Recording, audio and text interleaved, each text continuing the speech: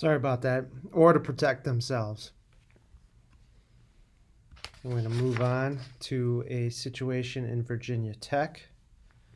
We're going to listen first to a good story about Professor Libresco. What does a person do when they are faced with death?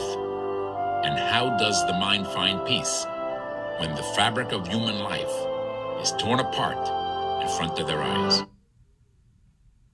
To my way of thinking, courage is doing the right thing in every circumstance, regardless of the cost. That's what courage is.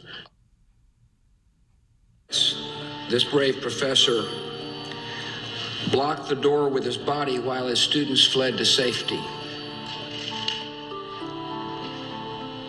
On the day of remembrance, this Holocaust survivor gave his own life so that others may live. Millions perished in the Holocaust. This one man survives to end up in Blacksburg, Virginia, to end up so far away from home just so that he could be there in that room to save the 22 lives that he saved. Dr. Librescu peeked out, saw the gunman, and Dr. Librescu closed the door and yelled, "Call the police."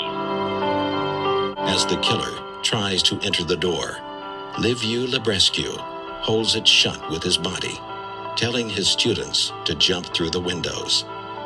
They ask him to escape with them.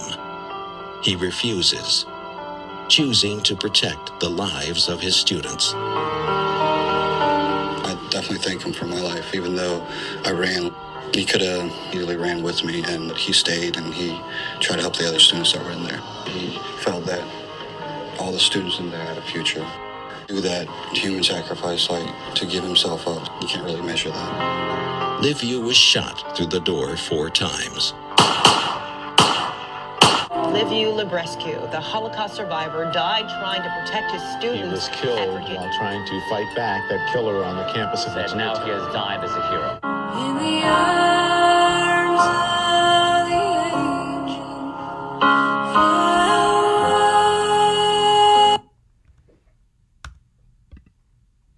All right, so we have a map of Norris Hall where the shooting at Virginia Tech happened, and we're gonna show you because this was kind of unique. We had a traditional lockdown in some of the rooms, and other rooms did some things differently. You can see here the yellow are students and staff that were safe and uninjured in 2 separate rooms here. This room, actually, someone in that class had been trained in Alice and barricaded the door, and we're going to talk about that more. These other areas, you could see, these are areas where they did the traditional lockdown, and they were able to get, the shooters were able to penetrate the door and injure and kill people.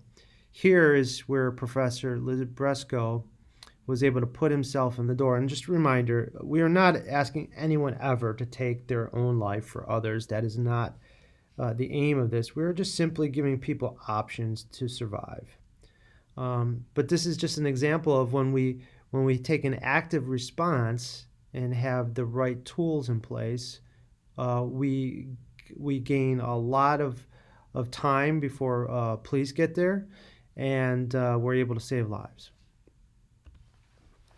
All right, once again, this is just more departments that support a proactive response. The U.S. Department of Education recommends a active response such as Alice.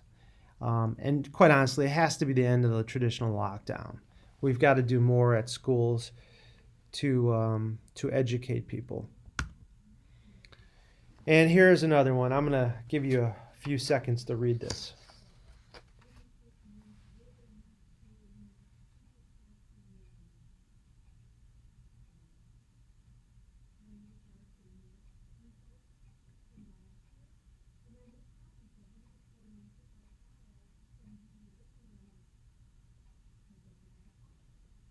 What a brave kid, a first grader.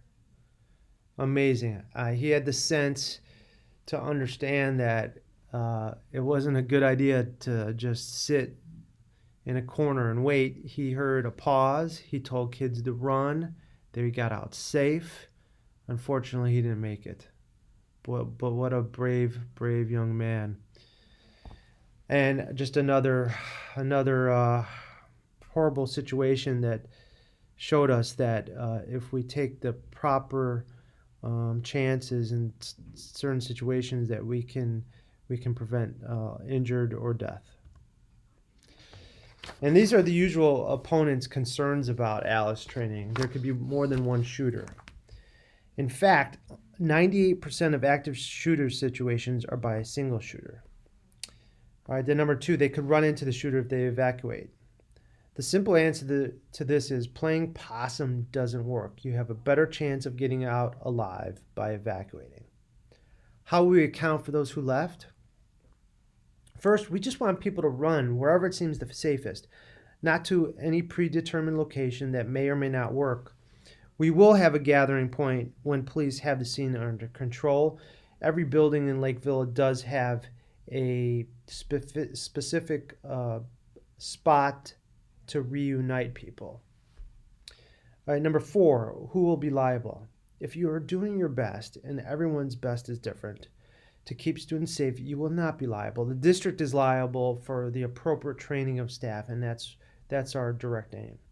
Number 5, small children aren't capable. Stranger danger? Children are taught from an early age at school and out of school to stay away or run away from strangers. If you look at Sandy Hook, Jesse Lewis, who wasn't even trained, took a proactive response without even getting trained. At the primary grades, we will have a lesson plan that is sensitive to the age group. The older the students are, the more information we're going to provide to them. The key for small children will be to follow the teacher's direction, giving teachers the choice and the direction. All right, 6, special ed is not addressed. Special ed is no different than it is during the regular drills. Each building principal has provided law enforcement the rooms that special ed students are in to be able to better assist, and a plan for them. All right, and then you see some other points. Rally point could be a secondary attack location. Once again, we're providing choices, and not every situation is the same, so you just have to react in the most common sense way. Evacuating folks will get in the way of the police, and we're going to talk about that. How will the police distinguish friendlies from shooter if they get the gun away? We're going to talk about that too. And then number 10, counter strategies are ridiculous. Once again, we'll get to that point too. All right, so this is something that we do usually with an entire staff. So a scenario would be the traditional lockdown. Do what you always have been doing. Lock the door and huddle in a corner. And just think about that. How do you feel? How many years have we been doing this lockdown procedure? How many of you would want another option other than just sitting like a duck? No break. All right, so next thing we're going to do is we're going to start talking about the Alice components in just a little bit. That's the next video.